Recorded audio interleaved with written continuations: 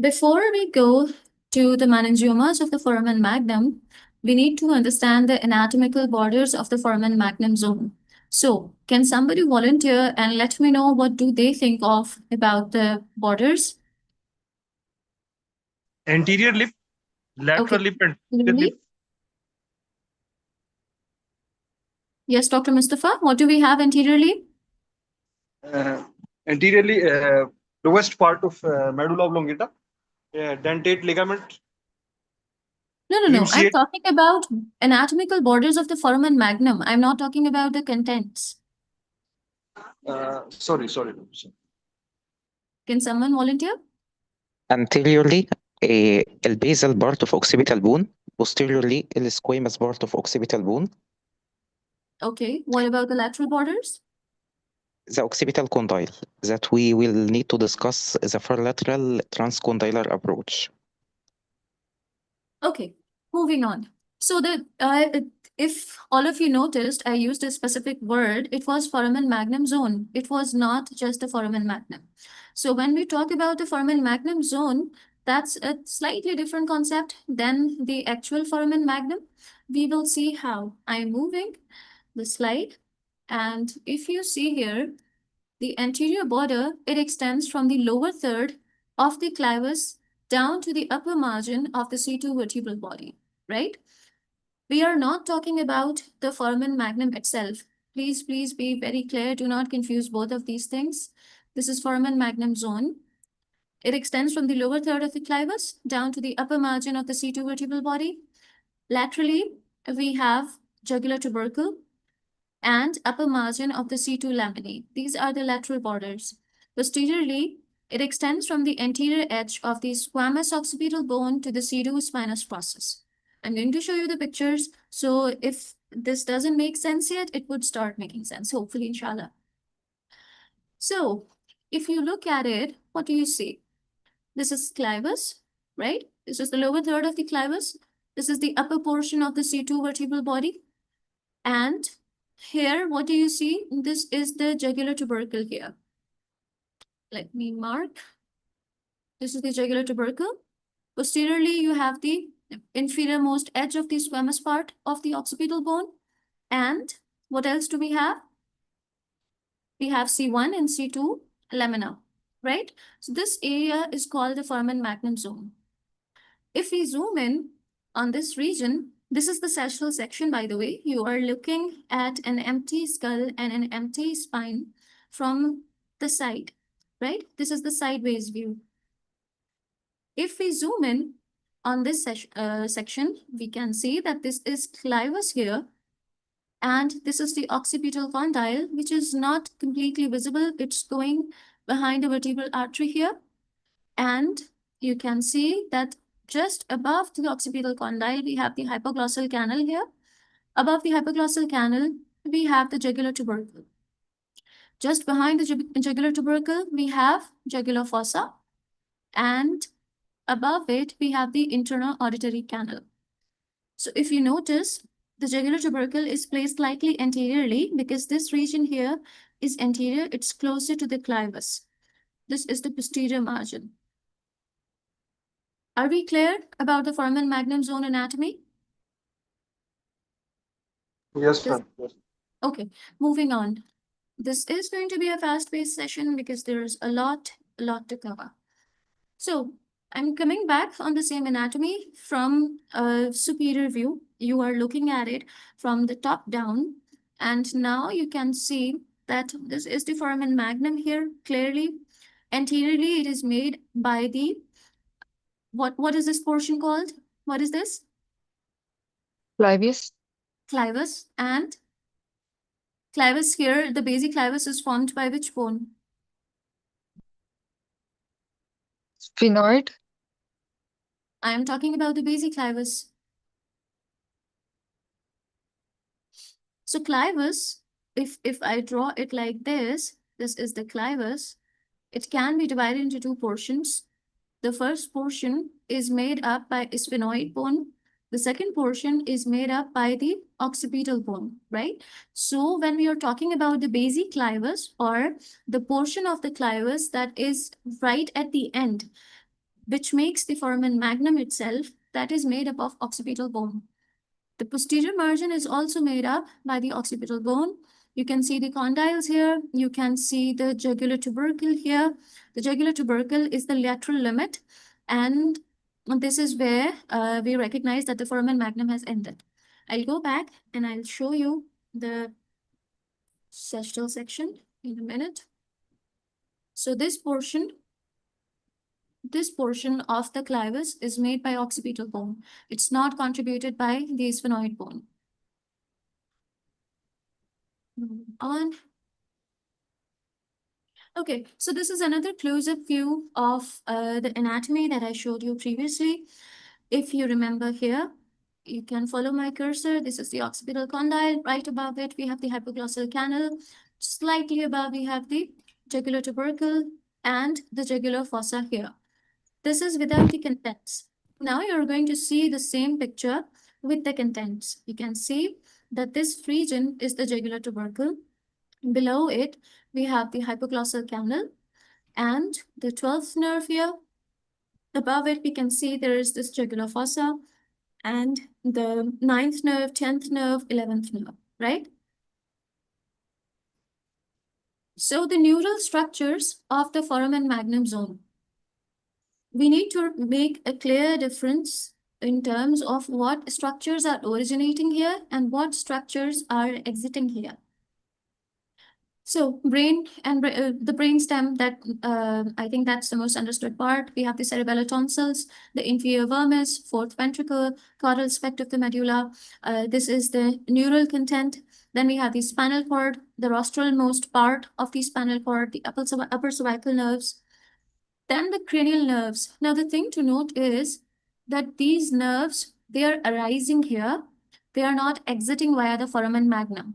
Where do they exit? 9th, 10th, and 11th, where do they exit? Jugular foramen. That's Jugular right. foramen. That's right. They exit via the jugular foramen. They do not exit via the foramen magnum. So even though they are contents of the foramen magnum, they do not use it as a conduit or as a route. And why, excuse me, why do we count them as the contents then? That is because we have the medulla here and these nerves exit here from the medulla, or we can also say that they are arising from the medulla here. So this region is the foramen magnum zone, hence they are counted as the contents. Then we have the spinal component of the cranial nerve 9, the accessory nerve, which emerges between the anterior and the posterior spinal rootlets. The spinal component arises in the C-spine and then it travels upwards via the foramen magnum to join the cranial portion. So it goes like this. It gets its origin from here. It travels up like this in the foramen magnum. There it meets the cranial root and then it exits in the jugular foramen. Am I making sense? Or do you want me to go over this again?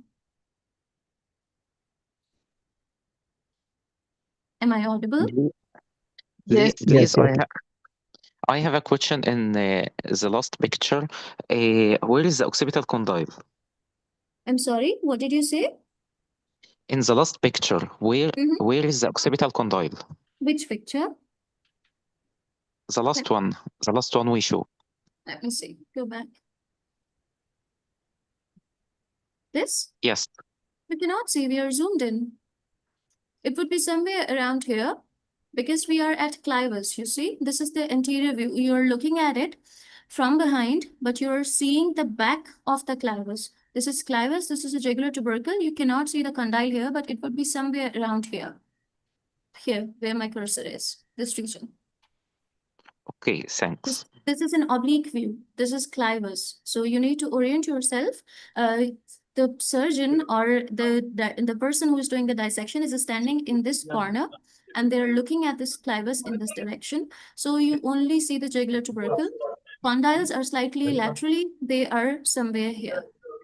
They're not visible in this picture. Please mute yourself. Who's this?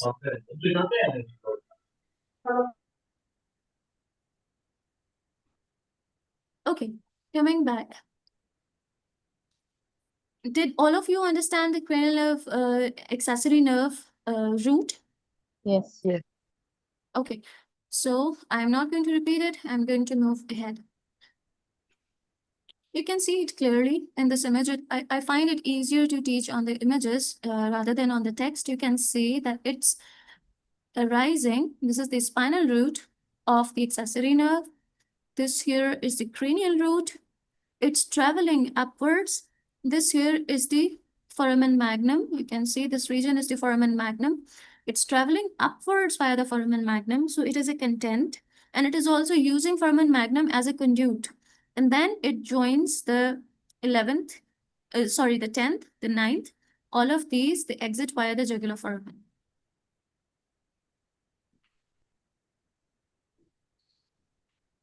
Okay, so this picture can be slightly overwhelming because what you were seeing previously was a very simplified version, but it's going to make sense, inshallah. Let me change the color. So what do you see here? This is accessory nerve, the spinal root, which is going above.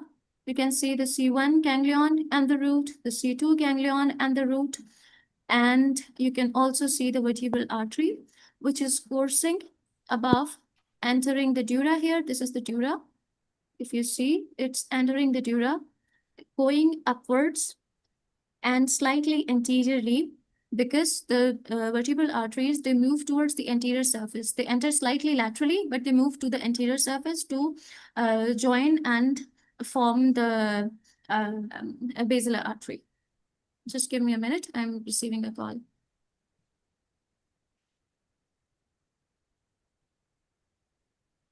Okay, so coming back to the second picture, you can see that this is dentate ligament here. What is dentate ligament? Can somebody volunteer? Dentate ligament. Dentate ligament fixes the spinal cord to the Yes. So what is it? BL4 or BL. Yes, BL4 it's a reflection of pia mater or the pia mater. It's a reflection, and then it holds the spinal cord in place. And if you can see, we have the dentate ligament, then we have the spinal accessory nerve, and we can see the C1 nerve root. We can see the accessory nerve going up, meeting the cranial nerve root, along with the 10th nerve, the 11th nerve, exiting via the jugular foramen. You can also see the vertebral artery, which is traveling upwards. You cannot see it anymore in this section because it is moving anteriorly, as I previously mentioned. And then you can see the branch pica, which is arising from it, and it's supplying the cerebellar surfaces. So why is it important? Why are we spending so much time on the anatomy when we could rather move to the pathology itself? Because you cannot perform a proper surgery if you are not aware with the intricate relationships they have. We are going to cover a lot of relationships. I'll come back, but let's do the dissection first. So what do you see here? It's a dissection, a cadaveric model, and you can see that this region here is showing pica. You cannot see the vertebral artery. It's going in here. I'll just mark it here. And then it's giving off a branch pica here. And then vertebral artery is moving towards the anterior surface. You see on the above image, you can locate all the structures that we have previously discussed here. See, this is the benefit of doing it on illustrations first. The dissections get easier slightly. So this is C2, this is C1. As we move on, we can see that there is dentate ligament here, and there is 12th nerve, there is 11th nerve. This image has an anomaly, and there's a reason I included it. Can somebody pick it up?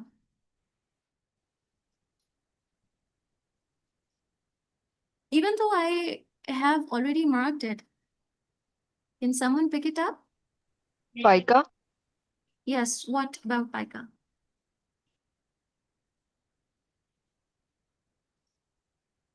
What about extradural erosion Hypoplastic of pica on the contralateral side. No, no, no. Pica is not hypoplastic. Somebody else was saying something and they were right. extradural origin of the bite. That's brilliant, Dr. Ayman. I'm so happy that you picked it. So, what do you mean by extradural pica?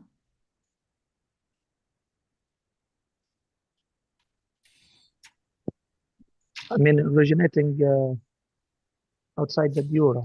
It could be, Exactly. I mean, in So the the vertebral artery is slightly hypoplastic on the side where I marked, and it is giving off the pica before it is entering the dura. So this is an anomaly. And why is it important for us? It is important because it exposes pica to surgical risk without us opening the dura. So we have not opened the dura yet, but we can still injure pica because we would be looking for vertebral artery. We would not be looking for this. So extradural pica is a significant anomaly or a variation that you all need to keep when we are discussing the surgical anatomy and the surgical planning of foramen magnum meningiomas. Okay, so this is a zoomed in version of the same image. I am moving on since we are short on time. We all know the cranial nerve 12th path. We have discussed it in detail when we were doing the transcondylar approaches. It exits the medulla, anterior to the other lower cranial nerves, passes posterior to the vertebral artery, and exits via the hypoglossal canal. And why is that important? Because when we are drilling the occipital condyle, the hypoglossal canal can get damaged and we can injure the 12th nerve. How do we prevent it? We prevent it by using a diamond burr, A. B, we identify the the venous plexus around the hypoglossal nerve. So I am not going in that detail. Let's move on. Vascular structures of the foramen magnum zone. The primary vessels, we already know, vertebral arteries and the pica. Spinal arteries, both the anterior and the posterior spinal arteries. And then we have the meningeal branches, which are derived from the vertebral artery, the external carotid artery, and the internal carotid arteries. Are you all with me so far? It was easy, right? Yes. Okay, so suboccipital segment of the vertebral artery. I am going to spend some time here because I did not explain this in detail in the transcondylar approach. And all the people who are listening and are new to the sessions, don't worry, I'm going to put a link to that session as well in the description of this video. So we have the suboccipital segment of the vertebral artery, which is V3, right? It courses from C2 vertebra to the dura mater, and we divide it in three portions. There's a vertical portion, there's a horizontal portion, and there's an oblique or intradural portion. So it goes somewhat like this. Let me draw, even though we have illustrations ahead. Imagine that this is the lamina of C1, and this is how it goes. Okay? So the first one, this is the vertical portion.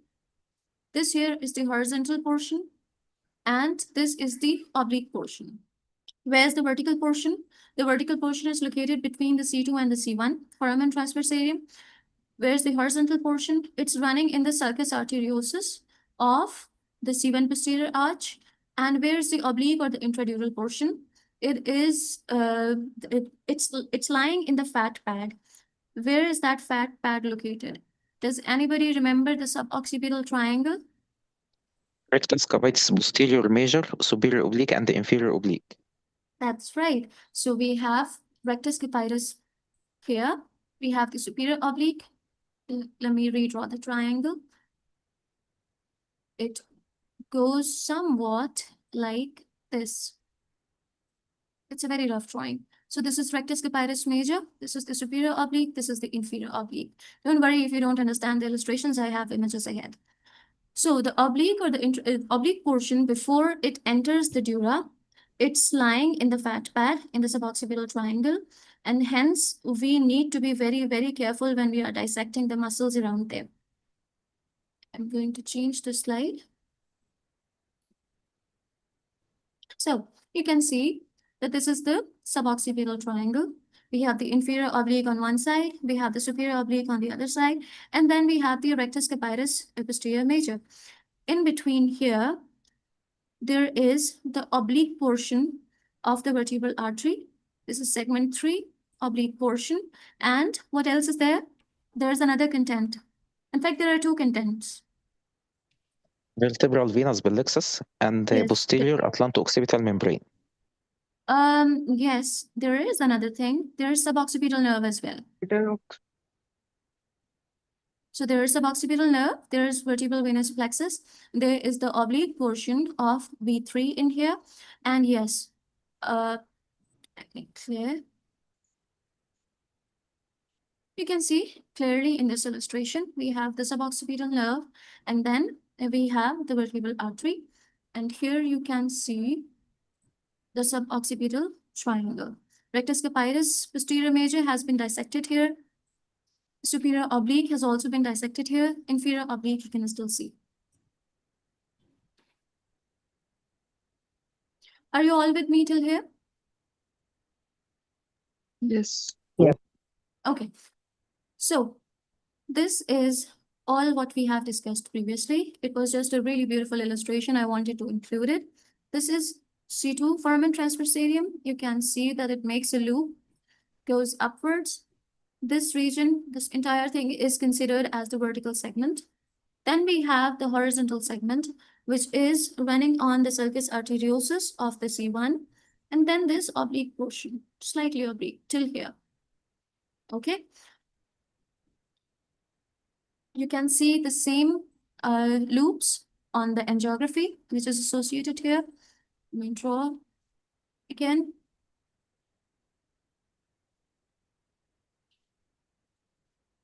So which will be this portion?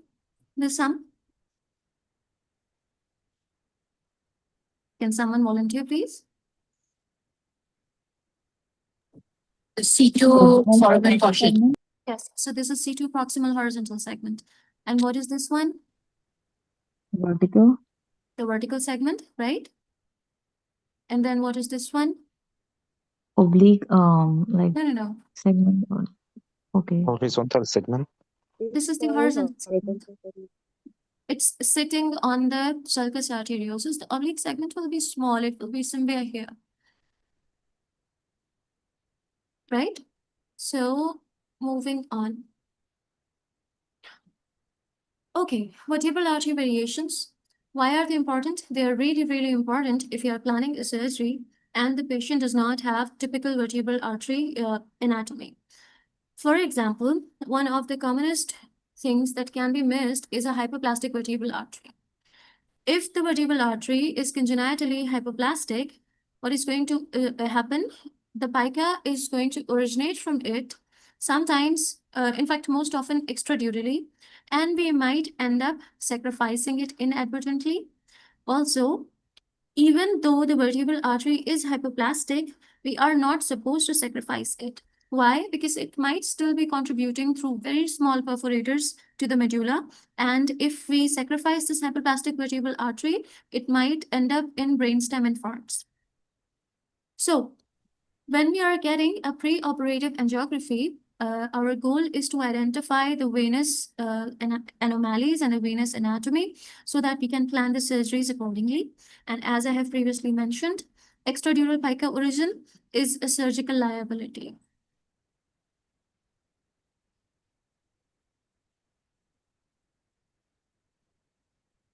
Then we come to the dentate ligament and the meningeal reflections. So what is dentate ligament? I already mentioned. It's a lateral projection of the pia mater that crosses the subarachnoid space to connect the spinal cord to the dura via the teeth. So the topmost dentate ligament coincides with the level where the vertebral artery enters the dura, right? You have to sacrifice the dentate ligament if you want to mobilize a tumor, if you want to increase the surgical corridor. Why is it important? Because we need to know what nerves are anterior, what nerves are posterior. So we have cranial nerve 9th or the accessory nerve. Where is it? We saw it in the previous images that it was posterior to the dentate ligament. The C1 and C2 rootlets, they were also posterior to the dentate ligament and posterior to the 11th nerve as well. Then we have the hypoglossal. Hypoglossal is located deep to the dentate ligament, which also means it's located anterior to the dentate ligament. It sits directly on the vertebral artery. Where are we looking from? We are looking from a posterior view. We are operating the patient. We are looking at it from the posterior view. Once we do the craniotomy and we do the laminectomy, what are we going to see? We are going to see the C1 and C2 rootlets first, okay? Then we are going to see the cranial 11th spinal part. Then we will see the dentate ligament. Afterwards, vertebral artery and maybe 12th nerve. Am I clear? Yes. So what is the sequence from the posterior?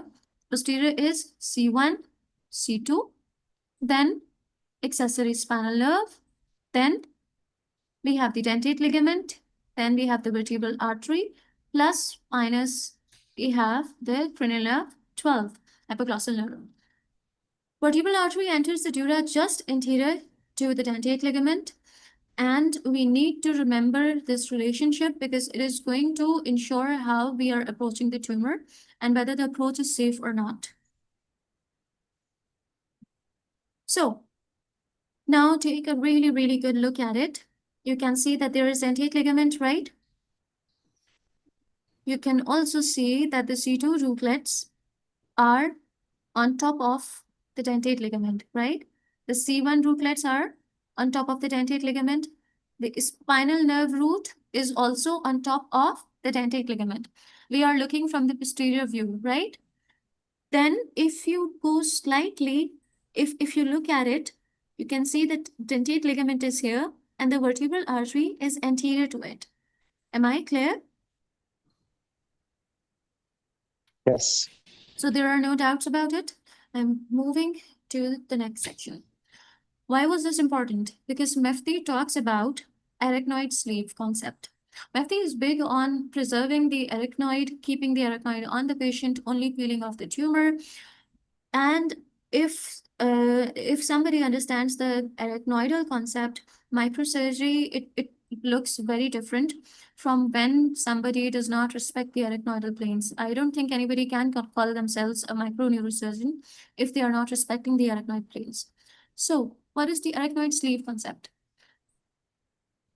When the vertebral artery pierces the dura to enter the subarachnoid space, it enters and then it's at the same time, it gets wrapped up by the arachnoid membrane from the cisterna magna. So imagine that this is dura, this is vertebral artery, which is entering here, and this region is the cisterna magna, right? Let me see here. The cisterna magna lends this vertebral artery its arachnoid membrane. So the vertebral artery is running in a sleeve of arachnoid. Am I clear till here? Are there any questions Yes. on this? No. Okay. I'll repeat this once more.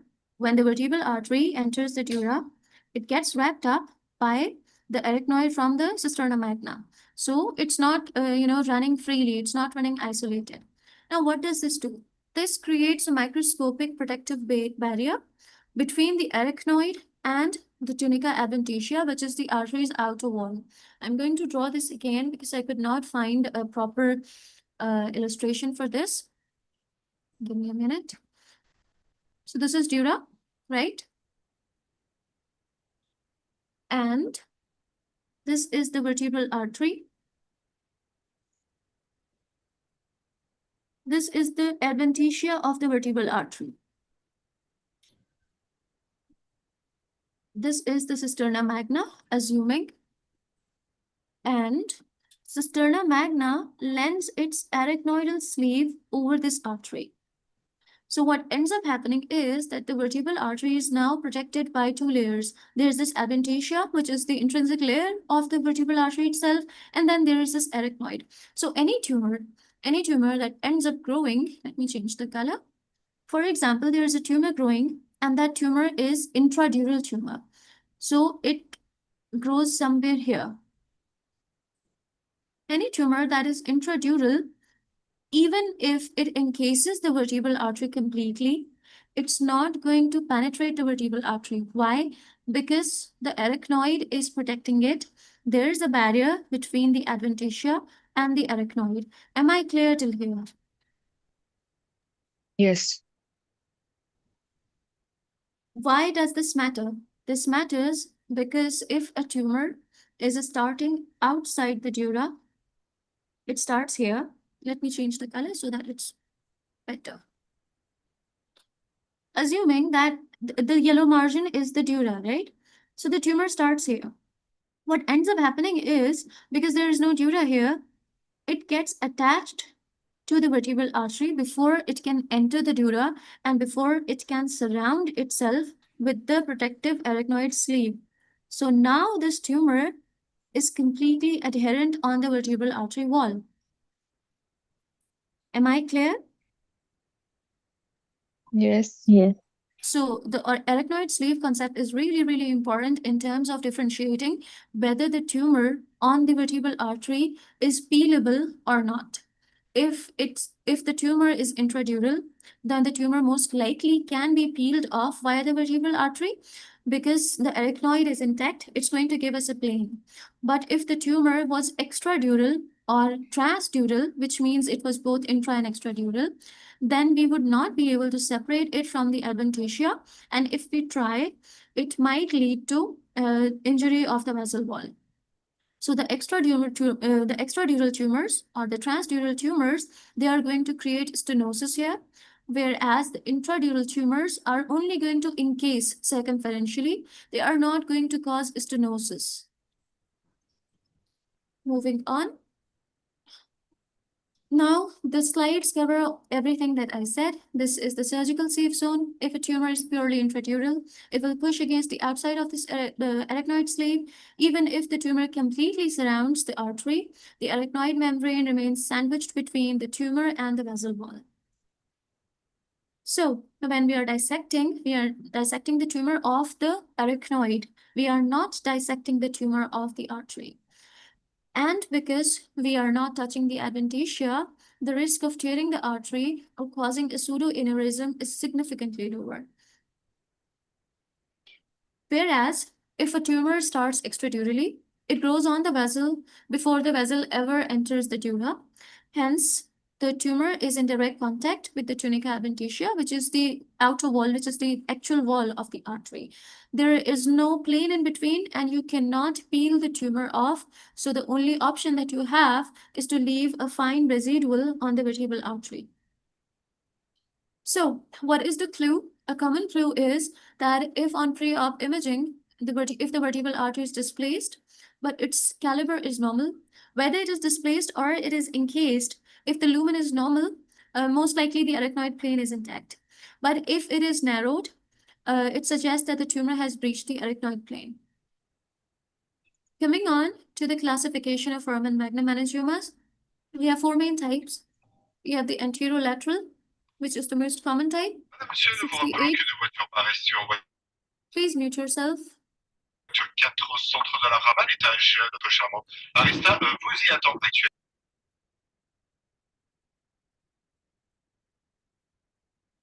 Okay, coming back, we have the anterolateral, 68 to 98%. This is the most common variety. And then we have the posterolateral, we have the purely posterior, and then we have the purely anterior, which are very, very rare and also one of the most difficult Foramen Magnum meningiomas to operate on. There are quite a few number of classifications, and we are going to go through some of them. So this is easy to understand, pretty straightforward. Posterior, right? Then we have the lateral, and then we have the anterior. This is one classification when we are classifying it as intradural, extradural, or intra-extradural, which is also called transdural. So the first classification is based on their position, anterolateral, posterolateral, and then purely posterior, purely anterior. That's one classification. Then there is another one, posterior, lateral, anterior.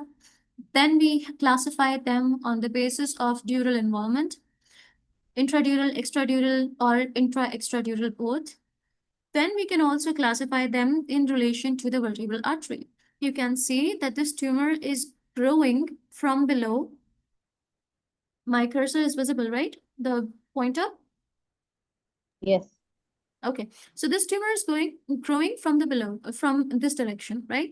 This is the caudal direction. It's growing upwards, hence it is pushing the vertebral artery upwards. Whereas if you see this tumor is growing in the caudal direction. This was growing in the cranial direction. This is growing in the caudal direction, and it's pushing the vertebral artery downwards. Whereas this is a lesion that is completely encasing the vertebral artery on both the sides. So there are multiple ways of classifying foramen magnum meningiomas. This is a similar image. It was a better illustration, so I thought to include it. We have the posterior, we have the lateral, then the anterior, then we have the intradural and the extradural. And here you can see the relationship with the vertebral artery. The tumor started growing from here. It grew in the caudal direction and it pushed the vertebral artery downwards. Whereas you can see that this tumor started growing somewhere here. It pushed the vertebral artery above, and this tumor is encasing the vertebral artery from all directions. Moving on. So there is George classification that we just saw. Type 1 above VA, type 2 below VA, type 3 both. We are clear till this, right? Then we have the Bruno and the George classification. This is the same thing, intradural, extradural, transdural, which is also called dumbbell-shaped. The tumor occupies both the intradural and the extradural compartments, usually following the vertebral artery through the dural cuff. Now, intradural is going to have the arachnoid plane. Extradural is not going to have the arachnoidal plane. Neither does this.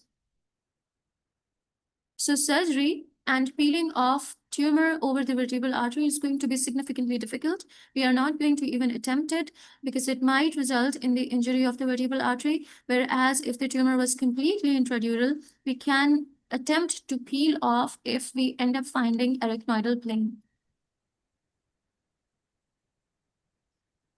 So relationship to the dentate ligament. What ends up happening is, do you remember the relationships? This was the dentate ligament. Let's change the color. This here is the dentate ligament, right? What was behind the dentate ligament? The only spinal accessory nerve, right? The spinal accessory nerve was behind the dentate ligament. What was anterior to it? Anterior to it was vertebral artery and sometimes maybe hypoglossal, but not always. So what ends up happening is, if a tumor is growing here, it's going to push the dentate ligament and these nerves towards the surgeon. Whereas if a tumor is growing somewhere here, it's going to be a relatively easier dissection because it's going to push all the nerves away from the surgeon. So the classification goes like this. We get to see the relationship of the dentate ligament with the tumor. Anterior to the DL, the tumor pushes the dentate ligament and the nerves posteriorly. Posterior to the dentate ligament, it pushes the nerves anteriorly, which means that we can have an easier go at the beginning of the dissection, but we need to be very, very careful when we are reaching the posterior capsule of the tumor. And we need to make sure that we identify the nerves and we use EMG, SSCPs, etc. So, intradural, craniospinal, anterolateral. Make sense? This is anterolateral, right? It's not completely anterior. It's not completely lateral. You're all with me, right? Yes. So this is anterolateral. And along with the anterolateral, you can also see that it's going in the craniospinal direction. It's going vertically as well.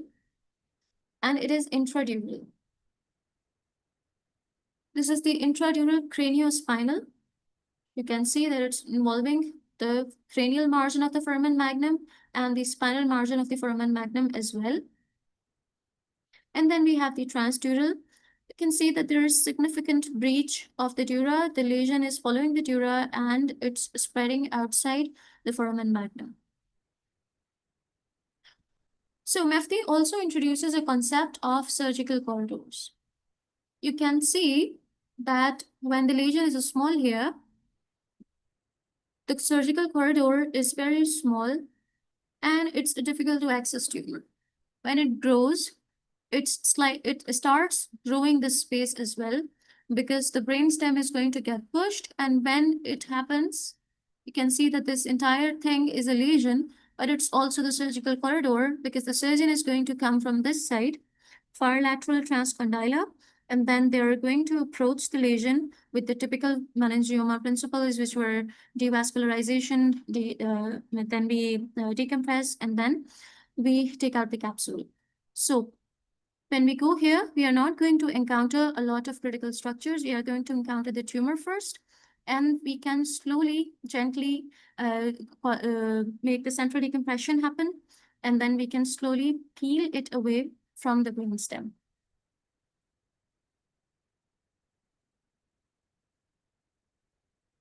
I think we are going to cover till the clinical presentation, and maybe I'll wind up this session and combine it with the transoral approach and endonasal approach for the foramen magnum meningioma as well, because it will be a lot to cover in a single session as well. So the clinical presentation, occipital or the knuckle pain, most frequent early sign, can be missed by a lot of physicians. What is the typical sign?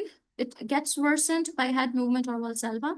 Then we have vague dysesthesia. Patient might complain that my hands are always cold, they're burning, they're numb. I can feel the pins and needle sensations in my fingers and in my hands. Oftentimes, these patients can be misdiagnosed as cervical spondylosis or carpal tunnel syndrome. So the cold hand phenomenon, which is also called Crevillier's atrophy. Why is that? That is because if there is venous congestion or the ischemia of the lower cervical cord, then patients' intrinsic hand muscles can have wasting, despite the lesion being upper motor type.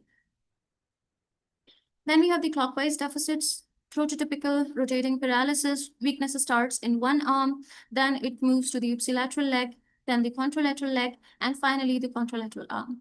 Patient can have a spastic gait, hyperreflexia, typical features of foramen magnum or upper cervical spine involvement. Lower cranial nerve palsies can be there, but they are present in a very late stage. Ipsilateral tongue atrophy can be there, fasciculations can be there, difficulty with speech or swallowing can be there. Also, it's really, really important to examine the tongue in the resting position when the patient's mouth is open, but the tongue is within the mouth. Because sometimes the fasciculations and the atrophy are usually very late findings. Early hypoglossal palsy is not easy to pick. Then we have cranial nerve 9 and 10. If they are ipsilaterally involved, then the patient can have compensatory gag reflex because the involvement was ipsilateral. Dysphagia, hoarseness, diminished gag reflex can be there. Aspiration risk is there. Then we have cranial nerve 9, weakness with shoulder shrug. Patient can have winging of a scapula, etc. Downbeat nystagmus is a classical sign of foramen magnum meningioma involvement. We have Hermit's sign, and then we have the proprioception loss. I think I'll wrap it up here today, and we are going to continue from where we ended today, inshallah. And then maybe we can also include the transoral approach and the endonasal approach as well in the same session. So that's it, everyone. I'm sorry I'm running so short on time that I would not be able to take any live questions, but you are more than welcome to leave any questions on the group, and I would be sure to get back to you. Thank you so much. That's a wrap. Thank you, ma'am. Thank you, Jazakallah. Thank you. Thank you. Thank you. Thank you so much. Have a good day, everyone.